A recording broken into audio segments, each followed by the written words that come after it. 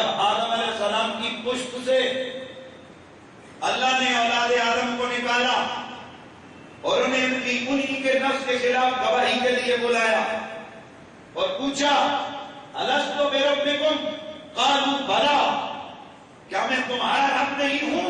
تو سارے بولے کیوں نہیں، تو ہی تو ہے۔ یہ جو آدم علیہ السلام کے جسم سے نکلا وہ کیا تھا؟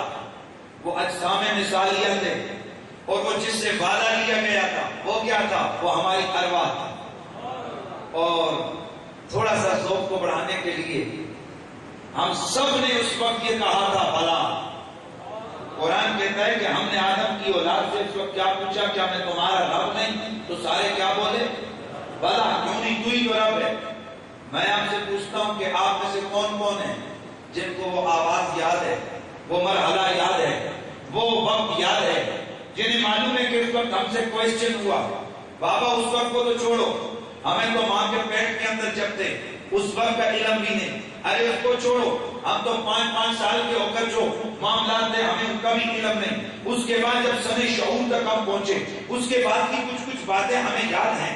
آئیے اسی کو سامنے رکھتے ہوئے یہ عقیدہ مت بنائیے کہ سارے برابر تھے، سارے برابر تھے، ایسی بات نہیں ہے، بلکہ سرکار بہت سرکار فرماتے ہیں کہ کن فیکون، جب آنکھیں آیا تے اسامی کو دے آسے قابو بنا ویسا کنی سنیا کوئی کنگے دورے ناسے اکنا مکان ازادہ تے ایک خود وچ یان پھسا سے نفس پلید باہو پلید گیتا کوئی اصلوں پلید نہ سے۔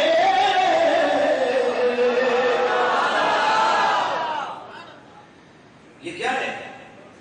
یہاں جو باہو سرکار بول رہے ہیں تو خود کو روح کہہ رہے ہیں، روح کے منظر کی بات کر رہے ہیں، اور کوئی تو وہ ہیں جو روح ڈھل کے بھی 15 سال کے ہو کر انہیں شعور نہیں ہوتا کہ کس نے کیا کہا تھا، کیا سنا تھا، اور کوئی وہ ہے کہ عالم ارواح میں اور جب روحیں بلا بلا کے رہی تھی فرماتے ہیں ہمیں آج بھی وہ معاملہ یاد ہے کہ وہ،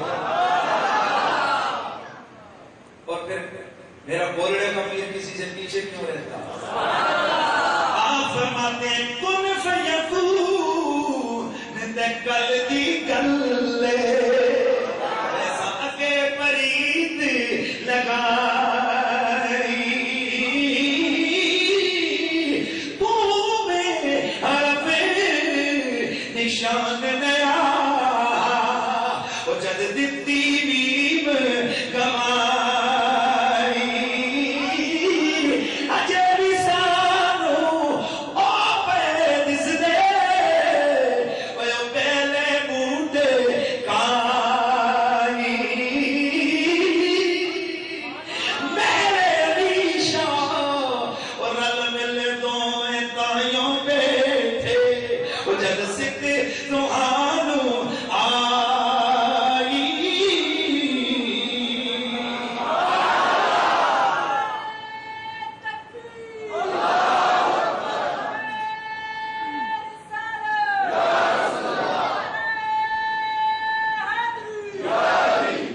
خیریت کر رہا تھا کہ جو روح ہے یہ مخلوق ہے اللہ کی، اور اللہ نے اس کو جسم سے پہلے پیدا،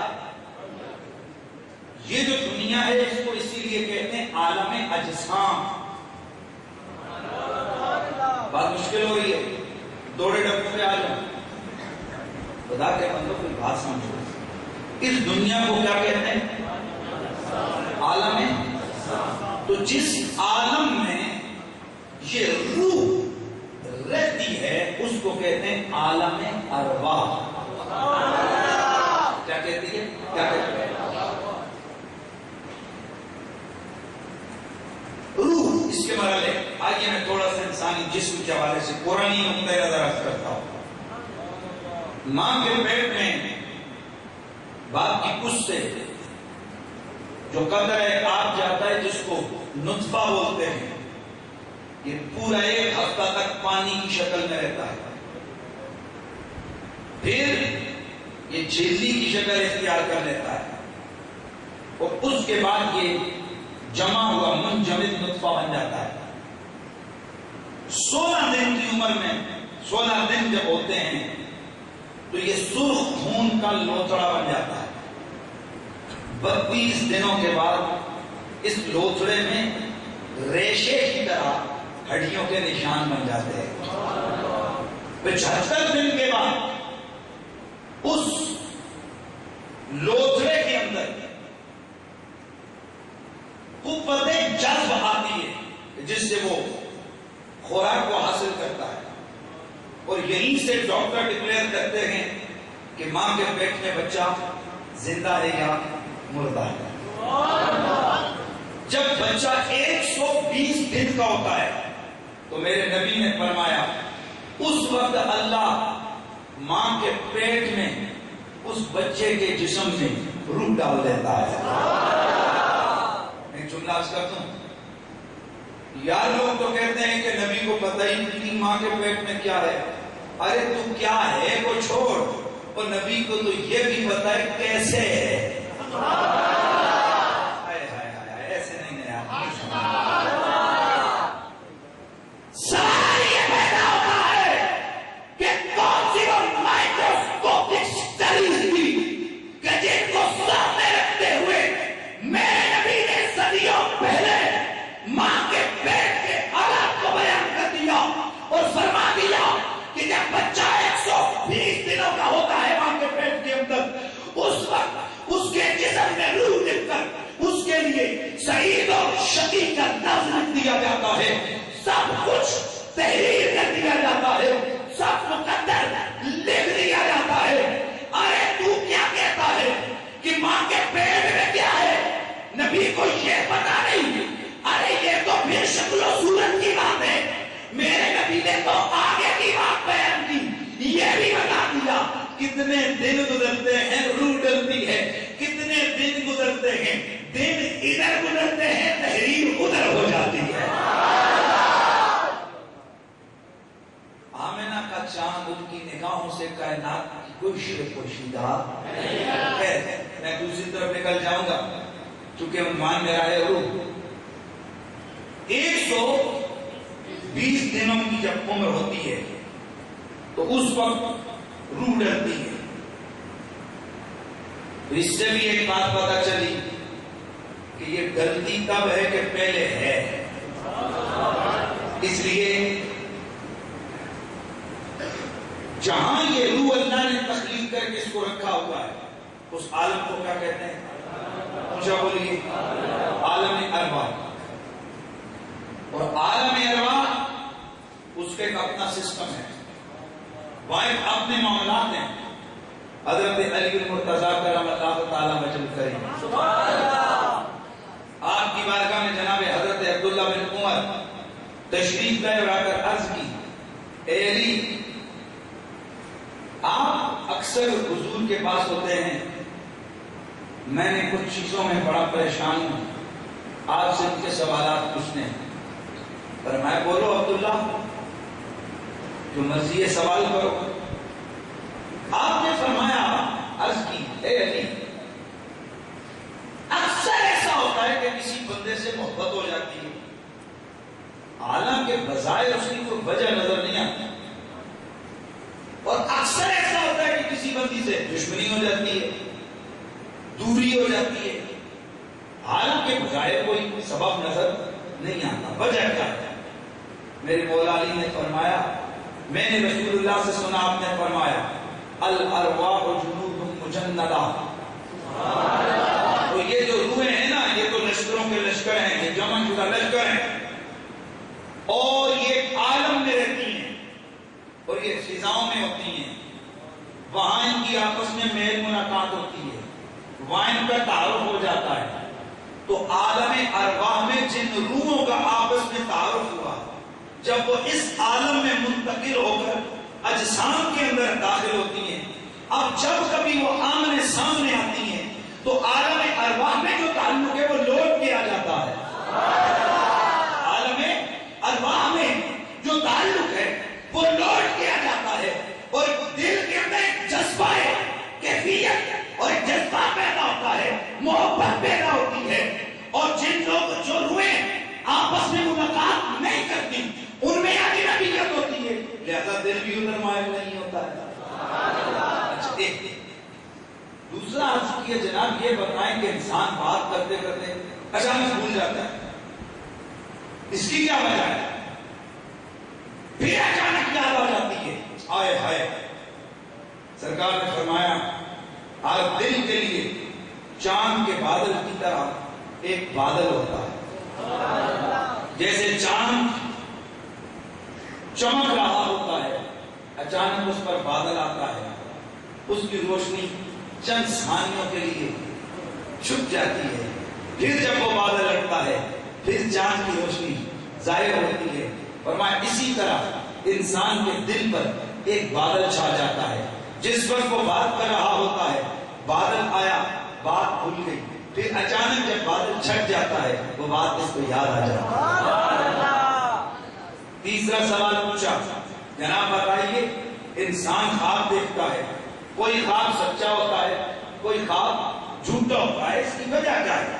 آپ نے جواب دیا تو مجھے یہ بھی نبی پاک نے فرمایا تھا کہ جب انسان گہری نیند سوتا ہے تو اس کی روح عرش تک چڑھتی ہے، تو جو روح عرش کے پاس پہنچ کر بیدار نہیں ہوتی، پھر ان انوار کی وجہ سے وہ روح وہ دیکھتی ہے جو حق ہوتا ہے، وہ خواب سچا ہوتا ہے، اور جو وہاں پہنچنے سے پہلے بیدار ہو جاتی ہے وہ خواب جھوٹا ہوتا ہے۔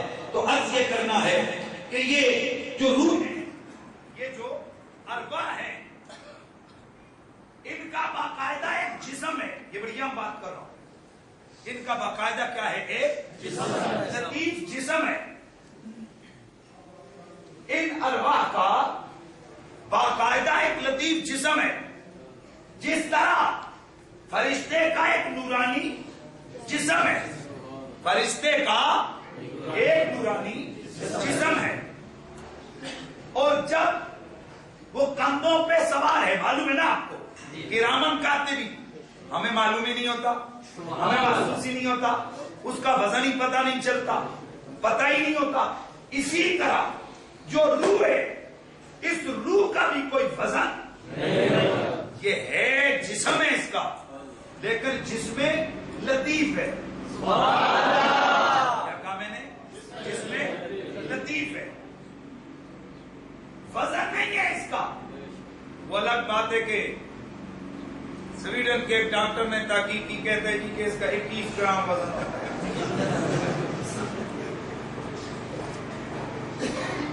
اسلامی نقطہ نظر سے روح کا جسم ضرور ہے، لیکن اس کا وزن نہیں ہے۔ اللہ اکبر۔ اب روح کا جو مسکن یا مرکز ہے وہ کون سی جگہ ہے؟ سبحان اللہ۔ تو یہ ہے کہ روح کا مسکن آپ کا دل ہے، سبحان اللہ۔ روح کا مسکن آپ کا دل ہے۔ علامہ ابن عبد البر حضرت وہب بن منبہ رضی اللہ تعالیٰ عنہ آپ سے روایت کرتے ہیں کہ انسان کا نفس اور جانور کا نفس یکساں ہے، لیکن انسان کو جو فضیلت ملتی ہے تو اس کی اس روح کی وجہ سے ملتی ہے۔ یعنی یہاں سے ایک بات تو پتا چلی کہ انسان اس گوشت پوست کے لوتھڑے کا نام نہیں، انسان اس ہڈیوں اور گوشت کے مجموعے کا نام نہیں، انسان اس سرافے کا نام نہیں، انسان اس کی عظمت، اس کی بقا، اس کی شان کا جو راز ہے وہ اس کے جسم میں نہیں ہے، اس کی روح کے اندر۔ یہی تو بات ہے کہ حضرت مجدد صاحب کے پاس ایک مولوی صاحب گئے، اسی طرح کوئی بات چھڑ گئی تو آپ نے فرمایا کہ تیری فضیلت کس وجہ سے ہے؟ اگر جسم کی وجہ سے ہے تو گینڈے کا جسم تو بڑا ہے، یہ گھنٹہ تیرے سے آگے ہے. اگر تیرے کھانے کی وجہ سے ہے تو ہاتھی تو سارا دن کھاتا رہتا ہے، پھر ہاتھی تیرے سے بڑا ہے، تیرے سے افضل ہے. اگر پھرتی کی وجہ سے ہے، اگر پھرتی کی وجہ سے ہے تو یہ تو پرندوں میں زیادہ ہوتی ہے، تیرے میں کم، پھر پرندہ تجھ سے زیادہ. اگر یہ جو تیری فضیلت ہے، سمجھو رہے، یہ جو تیری فضیلت ہے یہ کس وجہ سے ہے؟ اگر حسن کی وجہ سے ہے تو ہوئے تجھ سے زیادہ سونی. پھر آخر آپ نے تقریباً 30 باتیں گروا کر اس کے بعد آپ نے فرمایا بندے خدا تیری عظمت کا راز تیری روح کے اندر ہے. تیری عظمت کا راز تیرے جسم کے اندر نہیں، تیری روح کے اندر ہے. تیری عظمت اور فضیلت کا راز تیری روح کے اندر ہے. اللہ اکبر. روح ایک لطیف جسم ہے جس کا تعلق کثیف جسم سے ہوتا ہے، اور یہ لطیف جسم کثیف جسم میں داخل ہوتا ہے. بڑی ایک عام بات ہے. کیسے؟ آگ ڈلتی ہے تو یہ اسی طرح ہوتا ہے، سوری روح ڈلتی ہے تو یہ اتنا ہی ہے، روح نکلتی ہے تو اتنا ہی ہے، نہ بڑھتا ہے نہ گھٹتا ہے. اس کی مثال کیا ہے؟ آئے ہائے، فرمایا کوئلہ ہے، کوئلہ، اس کو آگ لگاؤ تو بتاؤ وہ آگ اس کوئلے کے کہاں کہاں ہے اور کہاں کہاں نہیں ہے. تو کوئی اس کا چھوٹے سے چھوٹا ذرہ بھی اس آگ سے خالی ہے؟ کوئی بولیے نہیں. اسی طرح کوئلہ جس میں کثیف ہے اس کے اندر پہنچنے والی آگ جس میں لطیف ہے. اسی طرح انسان کا یہ جسم، یہ جس میں کثیف ہے اور روح جس میں لطیف ہے. جس طرح لکڑی کو آپ دیکھتے ہیں کہ اس کے اندر تراوٹ ہے، اس کے اندر تراوٹ ہے، پانی ہے، اس کے ایک ایک ریشے میں وہ تراوٹ موجود ہے. بھائی آپ یہ ہرن ٹینڈی کو کاٹیں تو بتائیے کہ کیا اس ٹینڈی کی کوئی ایسا کہاں بتا سکتے ہو کہ اس کے اندر کوئی نمی ہے، یہ کہاں نہیں ہے؟ تو ایک ایک ریشے میں اس کی نمی موجود ہے. اسی طرح انسان کے جسم کے ایک ایک ذرے میں اس روح کا اثر موجود ہوتا ہے. اچھا یہ ہے صحیح، نظر یا ذرا زوم کے ساتھ کرنا ہے صحیح لیکن نظر نہیں آتی. اب اس روح کا انسان کے ساتھ 5 طرح کا تعلق ہے. پڑھ رہا ہوں، عنوان بڑا طویل ہے. اس روح کا انسان کے جسم کے ساتھ 5 طرح کا تعلق ہے. ایک وہ تعلق جو ماں کے پیٹ میں تھا، ایک وہ تعلق جو دنیا میں آ کر بنا، ایک وہ تعلق جو دنیا میں آ کر عام حالات ہے نا، اور تیسرا وہ تعلق جو سوئے ہوئے جسم اور روح کا ہوتا ہے. توجہ ہے. چوتھا عالم برزخ، قبر کا عالم، وہاں پر بھی اس روح اور جسم کا تعلق بدستور ہے، اور عذاب قبر بھی وہاں پر ہے. اور 5واں تعلق قیامت کے دن کا ہوگا. اب یہاں بڑی اہم بات اور بڑا اہم میں نقطہ کرنے جا رہا ہوں. بتائیے کہ قبر میں جو عذاب ہے وہ جسم پر ہے یا روح پر؟ سبحان اللہ. قیامت کا جو عذاب ہے وہ جسم پہ ہے یا روح پر؟ تو ایک بد مذہب قسم کا فرقہ اس کا جنم ہو چکا ہے. ان کا یہ نظریہ ہے کہ جناب قبر میں عذاب نہیں ہوتا، اور اگر ہو تو بھی صرف روح کو ہوتا ہے، جسم کو کوئی نہیں. اس پر انہوں نے بڑی مثالیں دی کہ کئی دفعہ ہم لوگ دیکھتے ہیں کہ ایک باڈی 10 سال تک ہمارے سامنے ہوتی ہے، اس پر جو ہونے والی تبدیلیوں میں نظر نہیں آتی، تو پھر اس کو عذاب کیسے؟ ہم کہتے ہیں کہ یہ عذاب کوئی مولوی نہیں دیتا، عذاب اللہ دیتا ہے.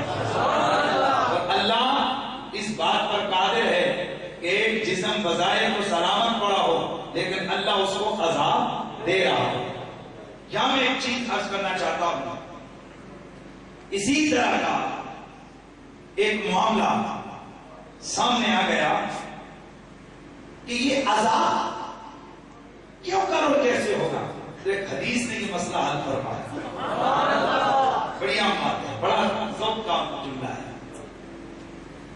میرے آقا فرماتے ہیں کہ قیامت کا دن ہوگا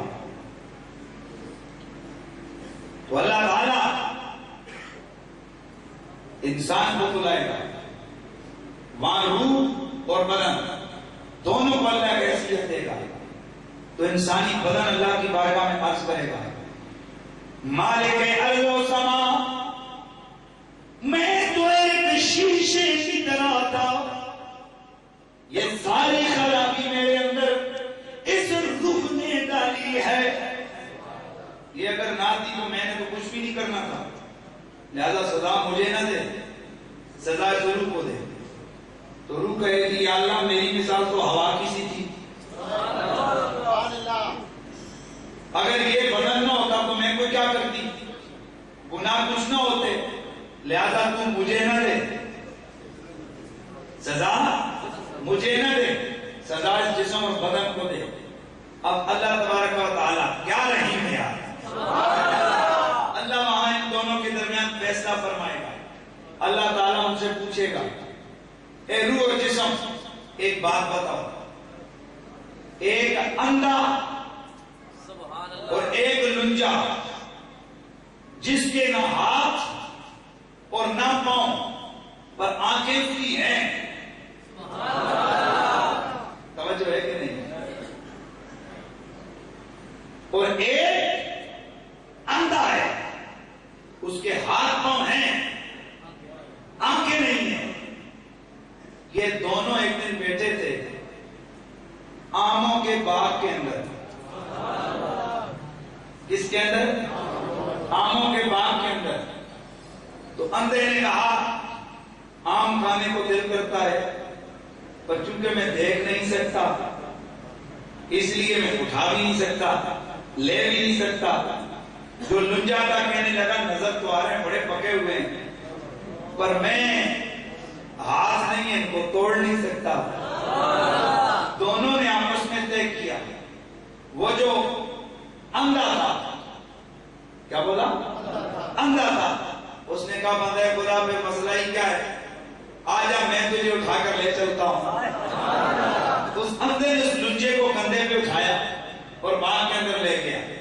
اب وہ لنجا اس اندھے کو بتا رہے ہیں ہاتھ اوپر دائیں بائیں، اور اس نے اس کو توڑا، دونوں نے بیٹھ کے کھائے۔ اب تم فیصلہ کرو، اب سزا اندھے کو نہیں چاہیے یا لنجے کو نہیں چاہیے؟ اس چوری کی سزا اندھے کو ملنی چاہیے یا لنجے کو ملنی چاہیے؟ روح اور جسم دونوں بولے کہ حدیث میں دونوں کہیں اللہ کریم سزا دونوں کو ملنی چاہیے۔ اللہ کریم سزا دونوں کو ملنی چاہیے، کیوں کہ اگر اندھا نہ ہوتا تو یہ لنجا باغ میں کیسے جاتا، اور اگر یہ لنجا نہ ہوتا تو اندھا وہ آم کیسے توڑتا؟ لہذا دونوں کو سزا ہونی چاہیے۔ مالک فرمائے گا جاؤ تمہارا فیصلہ ہو گیا، اے روح اگر تو نہ ہوتی تو جسم چلتا کیسے، اور اے جسم اگر تو نہ ہوتا تو یہ روح کرتی کیسے؟ لہذا دونوں کی سزا۔ تو ہمارا عقیدہ ہے قبر کا عذاب بھی روح اور جسم دونوں کا ہوتا ہے، اور قیامت کا عذاب بھی روح اور جسم دونوں کا ہوگا۔ اللہ اکبر۔ یہ روح اس جسم کے ساتھ اس کے تعلق ہے جو دنیا کے اندر ہے، اس کے خاص مدت ہے، ایک خاص وقت ہے، جب وہ وقت پورا ہوگا تو اللہ تعالیٰ اس روح کو واپس عالم ارواح میں بلا لے گا۔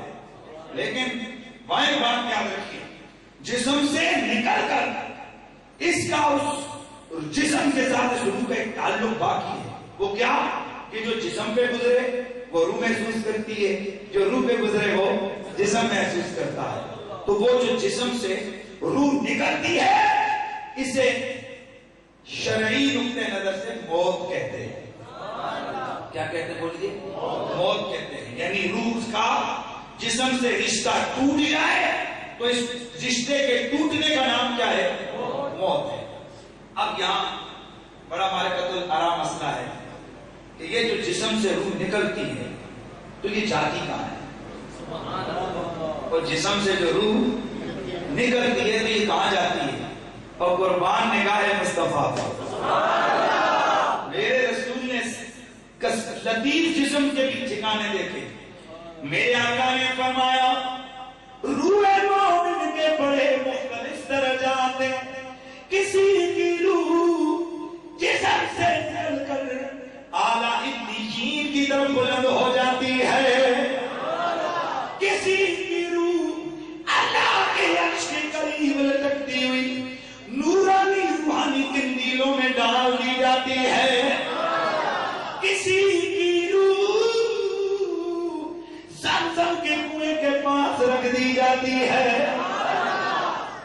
کسی کی روح مقام ابراہیم کے پاس رکھ دی جاتی ہے. ذرا سبحان اللہ کی آواز تو آ جائے نا. کسی کی روح مقام ابراہیم کے پاس رکھ دی جاتی ہے. یہ کس کی بات کر رہا ہوں میں؟ مومن کی. اور حدیث شریف میں آتا ہے کہ مومنوں کی روحوں کو اللہ آزاد کر دیتا ہے. پھر یہ جہاں چاہتی ہے یہ عالم کے اندر سیر کرتی رہتی ہے. یہ جہاں چاہتی ہے وہیں پر چلی جاتی ہے. محدث دہلوی صفحہ نمبر 715 اشد اللمحات جلد نمبر 1 اس میں آپ فرماتے ہیں کہ سن لو یہ جو مومن کی روح ہیں اللہ انہیں آزاد کرتا ہے. اللہ انہیں آزاد کرتا ہے. وروح میت می آید می آید. آپ فرماتے ہیں کہ سن لو یہ جو میت کی روح ہے بشرطے کہ وہ مومن ہو یہ جسم سے نکل کر الفاظ مشائخ ابودان اور بہت سارے اللہ کے ولیوں نے یہ بات بتائی ہے کہ ہر جمعرات کی جمعرات ارواح مومنین سیر کرتی ہوئی اپنے گھروں کی طرف آتی ہیں, اہل و عیال کی طرف آتی ہیں اور وہ دیکھتی ہیں کہ ان میں سے ان کے لیے کوئی صدقہ و خیرات کر رہا ہے یا نہیں کر رہا ہے. یہ کس نے لکھا ہے؟ محدث دہلوی نے لکھا ہے. یہاں پر جھگڑے کی کوئی بات نہیں ہے.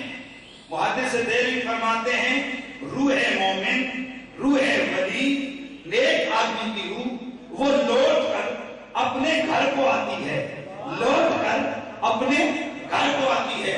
اور جو کافر کی روح ہے حدیث شریف میں آتا ہے اس کو قید کر دیا جاتا ہے اور اس کو جہنم کے یا تحت سرا اس کو جہنم کے کنووں کے قریب رکھ دیا جاتا ہے جہاں اس پر عذاب شروع ہو جاتا ہے. تو اب توجہ کرو, روح کے حالات مختلف ہیں, نیکوں کے حوالے سے بھی حالات مختلف ہیں, بدوں کے حوالے سے بھی حالات مختلف ہیں. لیکن ہلکا سا یہ جملہ ہمارے تک پہنچ گیا کہ ارواح جسم سے نکلنے کے بعد بھی عالم میں گردش کرتی رہتی ہیں. لیکن کس کی روحیں؟ مومنوں کی. تو بہت سارے لوگ اس کو مضحکہ قرار دیتے ہیں, ہنستے ہیں, کہتے ہیں ہاں ہاں ہاں ہاں ان سنیوں کے بڑوں کی روحیں آتی ہیں. میں نے کہا یار آئیں تو بھی ہمارے ہی آ سکتی ہیں, تمہاروں کی تو آ ہی نہیں سکتی. میں نے ایک جگہ اتنا سا جواب دیا, کچھ دن گزرے ایک دوست میرے پاس آئے, میں آپ کی بات سمجھا نہیں. میں نے کہا پگلے حدیث میں واضح طور پر موجود ہے کہ کافروں کی روحیں قید کر دی جاتی ہیں. وہ جب وہ جہنم کے کنویں میں قید ہوئی ہیں وہ باہر نکل کے نہ منگل کو, نہ جمعرات کو, نہ بدھ کو, نہ ہفتے کو, نہ اتوار کو وہ کہیں بھی نہیں آ جا سکتی. البتہ جو روح مومنین ہیں میرے آقا کے فرمان کے مطابق اللہ انہیں آزاد کر دیتا ہے. تو ہمارا یہی عقید ہے کہ ہمارے بڑوں کی روحیں آتی ہیں. اب اگر کسی کا یہ یقین ہے کہ نہیں آتی تو کیا, ان کے بڑوں کی نہیں آتی, اگر آ جائیں ہمارے بڑوں کی تو اس میں کوئی حرج کی بات نہیں. اور یہ بات میں نہیں کہتا, محدث دہلوی علیہ رحمہ نے اپنی کتاب کے اندر لکھی ہے. اللہ اکبر. تو یہ جو روح ہے نا, جو بندے مومن ہوتا ہے اس کی روح مرضی کے مطابق جسے آزاد کر دیا جاتا ہے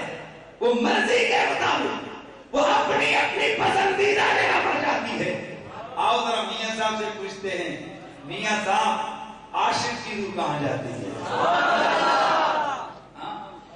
میاں صاحب فرماتے ہیں کہ روح دا درد دکھن سب جاسن اے آپو اپن کرے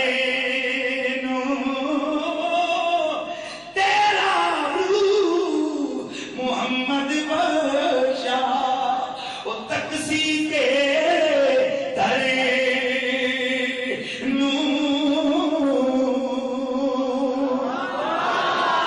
وہ فرماتے ہیں کہ بھئی جو اور لوگ ہیں ان کی روح تو اپنے اپنے گھر کو جائے گی، وہ محمد بخشر، وہ میاں محمد بخشر، وہ تیری روح کدھر جائے گی؟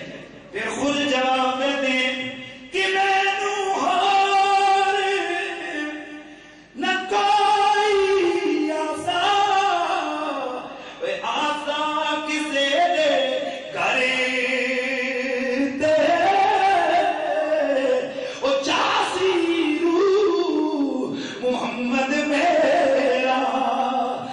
سچے نبی دے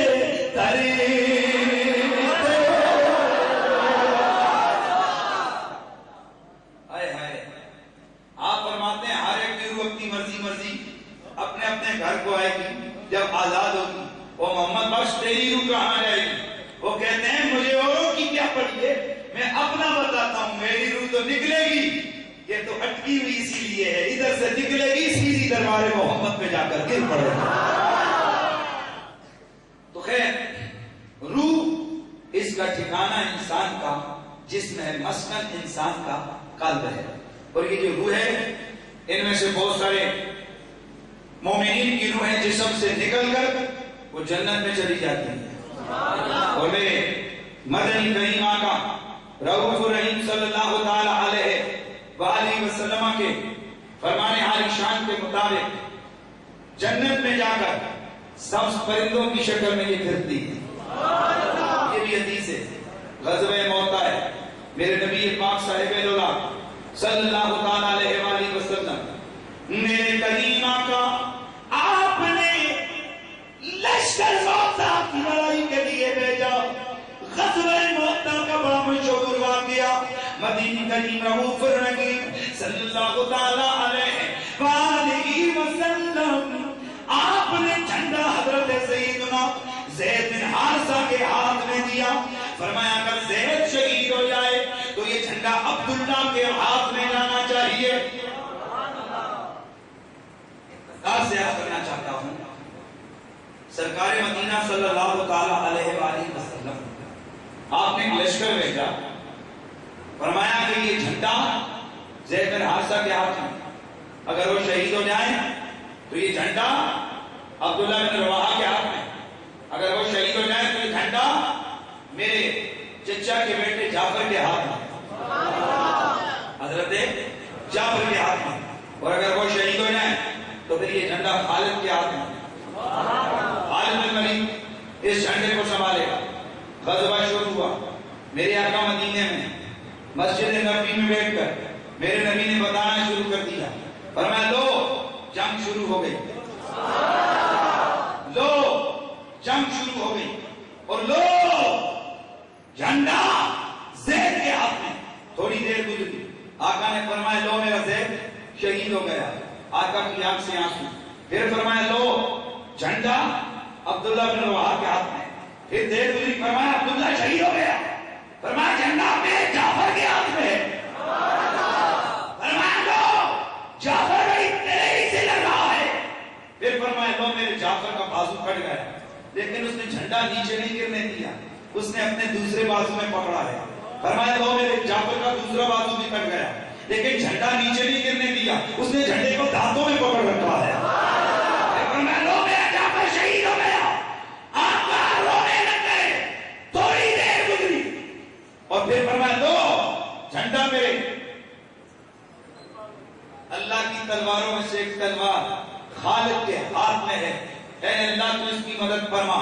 میرے آقا نے پھر رونا شروع کیا، تھوڑی دیر گزری، میرے مدنی کریم آنکھیں، میرے آقا کی نگاہیں چمک اٹھی، سرکار مسکرانے لگ گئے، صحابہ نے پوچھا یا نبی اللہ کیا ہوا؟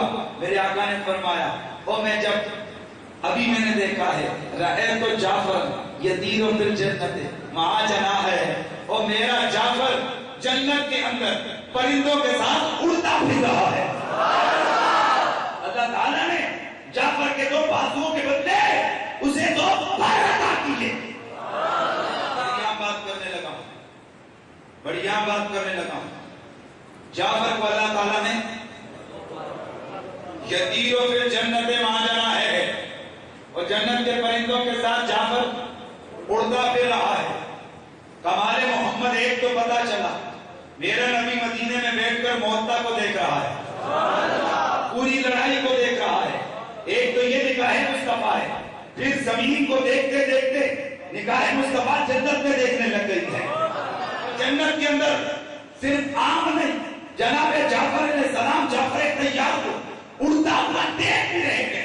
اب حضرت جعفر جو صرف جعفر تھے، جب میرے نبی نے کہا فرمایا کہ وہ اڑ رہا ہے، یطیرو اڑ رہا ہے، تو جعفر کا نام تیار ہو گیا۔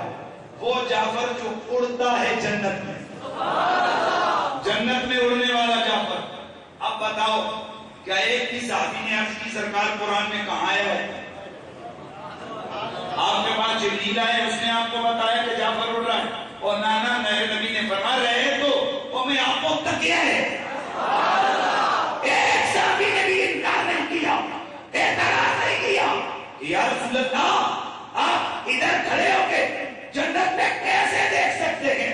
اعتراض نہیں کیا اس لیے کہ وہ منکر نہیں تھے، نبی کے یار تھے، صحابہ تھے۔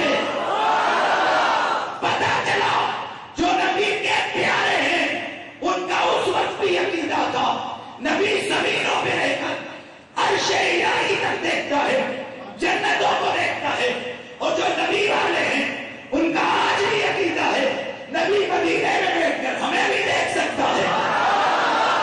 اور جو اس وقت کے کافر تھے ان کا یہی نظریہ تھا محمد ہماری طرح ہے، اور آج کا بے ایمان بھی یہی کہتا ہے کہ محمد کو کچھ پتا نہیں ہے۔ یہ نصیب کی بات ہے، ہمارا عقیدہ صحابہ والا، ہماری بولی بھی صحابہ والی، ہمارا عقیدہ صدیق اکبر والا، ہماری بولی بھی صدیق اکبر والی، ہمارا عقیدہ ابو بکر صدیق والا، ہماری بولی بھی ابو بکر صدیق والی، اور جن کا عقیدہ ابو جہل والا ہے ان کی بولیاں بھی ابو جہل والی ہیں۔ اور دعا کرو اللہ ہمیں اسی صدیقی عقیدے پہ زندہ رکھے، اسی سنی عقیدے پہ ہمیں موت عطا فرمائے۔ بات دور نکل گئی۔ سوال یہ پیدا ہوتا ہے کہ صحابہ کرام رضوان اللہ تعالی مجمعین کو میرے نبی نے فرمایا جعفر جنت میں اڑتا پھر رہا ہے، تو صحابہ نے عرض نہیں کی کہ یا رسول اللہ جعفر تو ہوتا میں آپ خود کہتے ہیں کہ نیچے گر گئے، تو جعفر وہ ادھر ہے، یہ جنت میں کون ہے؟ ہائے ہائے، یہاں لوگ تکلف کر کے کہتے ہیں روح جعفر تھی، اور قربان نگاہ مصطفیٰ پہ تو جسم کے جھگڑے میں پڑے کہ جسم نبی دیکھتے کہ نہیں، وہ میرا نبی تو روح کو بھی دیکھ لیتا ہے۔ اور وہ جو جنت میں روح مومنین اور روح شہداء، وہ جو جنت کے پرندوں، تو اس کا یہ مطلب معاذ اللہ قدم نہیں ہے، یاد رکھنا کہ اس روح کو ان پرندوں کے جسم میں ڈال دیا جاتا ہے۔ یہ حلول کا عقیدہ ہے، اور یہ ہندوؤں کا عقیدہ ہے، مسلمانوں کا نہیں، بلکہ ہمارا یہ عقیدہ ہے اللہ تعالیٰ اس روح کو شکل دے دیتا ہے۔ وہ ہوتی روح ہے جسے اللہ سب پرندوں کی شکل عطا فرما دیتا ہے، اور وہ سب پرندے جنت میں اڑنا شروع کر دیتے ہیں۔ بہت سارا جو ہے نا وہ مواد ابھی باقی تھا، میں چونکہ وقت کافی سارا بیت گیا، تاہم روح کیا ہے یہ اللہ کا ایک امر ہے، یہ اللہ تعالیٰ نے اس کو پیدا کیا، یہ انسان کے جسم میں ہے، اور روح طاقت رکھتی ہے۔ کیا کہا میں نے؟ روح طاقت رکھتی ہے۔ محدث دہلوی صفحہ نمبر 715 ارشد العلماء جلد 1 پر فرماتے ہیں اللہ تعالیٰ نے نبیوں اور ولیوں کی روح کو یہ طاقت دی ہے کہ وہ پوری کائنات میں تصرف کرتی ہیں. کیا کرتی ہیں؟ اسی کو کہتے ہیں روحانی طاقت. اس کو کیا کہتے ہیں؟ روحانی طاقت. ان روحوں کو اللہ نے طاقت دی ہے کہ وہ کائنات عالم کے اندر کیا کرتی ہیں؟ تصرف کرتی ہیں. اور محدث دہلوی واضح اور دو ٹوک فرماتے ہیں یہ عقیدہ بنا کے رکھ کہ نبیوں اور ولیوں کی روح تیری مدد کر سکتی ہے. لہذا یا غوث اعظم مدد کہو تب بھی درست ہے، یا علی مدد کہو اچھا بولو، یا علی مدد کہو یا صدیق مدد کہو تب بھی درست ہے. کیوں کہ مومنوں کی روح مدد کر سکتی ہے، کیونکہ آزاد ہوتی ہے، طاقتور ہوتی ہے. اور آپ امام جامی کے حوالے سے لکھتے ہیں، آپ فرماتے ہیں کہ کچھ لوگوں کا خیال یہ ہے کہ مرنے کے بعد تو روح گئی. فرمایا نہیں، روح کے اندر مرنے کے بعد کئی گنا زیادہ طاقت آ جاتی ہے. لہذا اللہ کا ولی زندگی کے مقابلے میں بعد از وصال کئی گنا زیادہ مدد بھی کر سکتا ہے، کرم بھی کر سکتا ہے، انعام بھی دے سکتا ہے. اللہ تعالیٰ مجھے اور آپ کو اپنے دین متین کو سیکھنے اور سمجھنے کی توفیق عطا فرمائے. وآخر دعوانا ان الحمد للہ رب العالمین.